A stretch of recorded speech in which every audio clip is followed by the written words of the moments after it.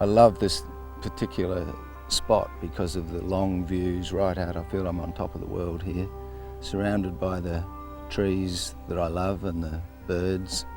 On a sun-bleached hill near Riverton, an hour's drive north of Adelaide, one of Australia's great realists is at work. The longer I spend here, the more the reality of the trees, the light, the space, the way it works with the composition of my painting, it brings me into closer contact with the reality of it. For 4 decades, Robert Hannaford has rejected trends and fashions in art. Instead, he still lives near the tiny town where he grew up and draws and paints what he sees around him.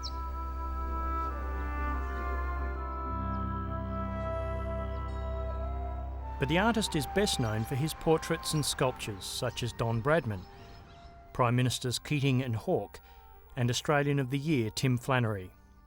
His art's based upon, I think, what David Hockney would call eyeballing the subject, and it's relentless and it's got this sort of razor-sharp scrutiny to it, which I think people find when they actually see a lot of his work find almost unnerving.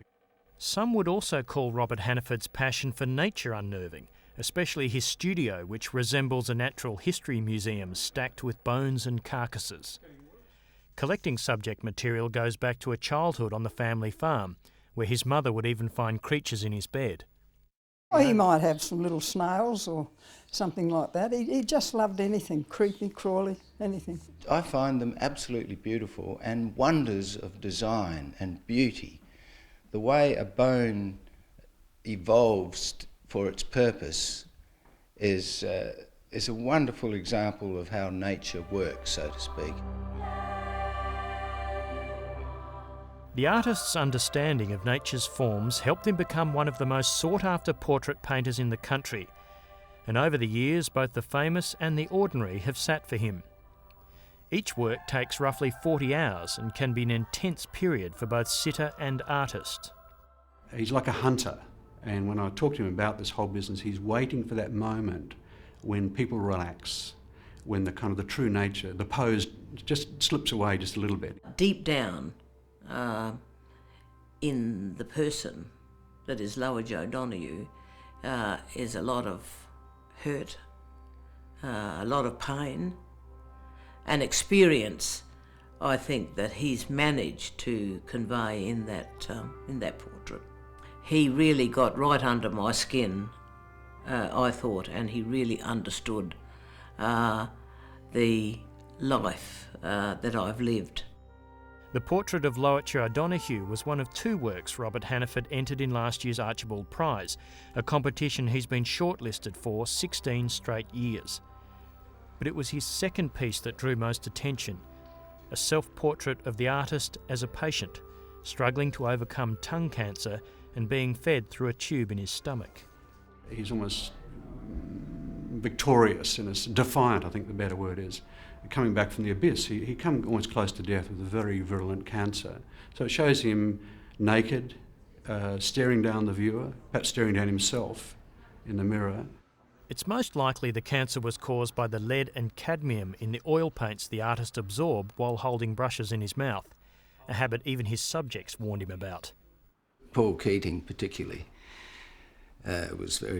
he told me, you shouldn't do that, you'll get cancer, and I laughed at him. Although it was his art that almost killed him, it was also part of his recovery. He was a sick chick, but after a couple of weeks he used to drive himself out and start painting. In a way, it sort of helped his recovery. He could paint where any other job they probably wouldn't be able to get back to it for a long time.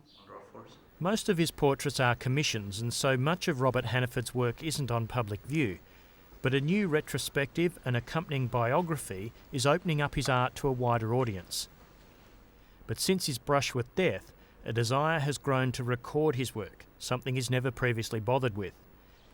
Robert Hannaford has bought the old garage at Riverton and is converting it into a gallery studio to hold the first permanent display of his work, and he hopes previous customers will contact him so he can catalogue 45 years of paintings, all while busy working on the next ones.